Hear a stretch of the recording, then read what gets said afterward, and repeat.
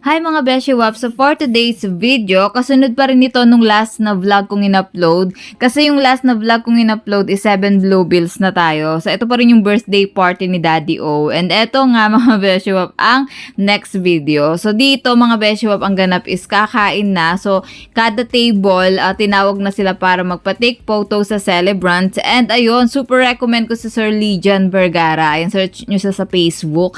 And grabe, hindi kami na boring sa 2 oras na yun Halos di namin namalaya na matatapos na pala yung birthday event. And grabe, talaga napagkasya niya lahat nung nasa program niya. And grabe, super galing niya talaga. Kaya I'll recommend Sir Legian Vergara. Ayan, meron siyang FB.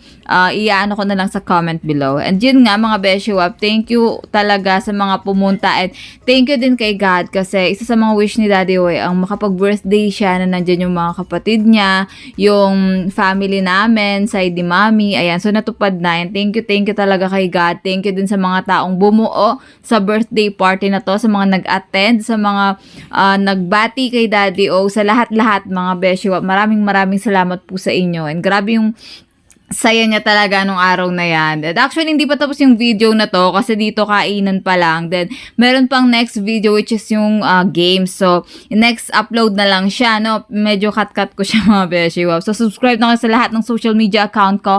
Katie's Vlogs. Yun lamang po. Thank you for watching. Bye!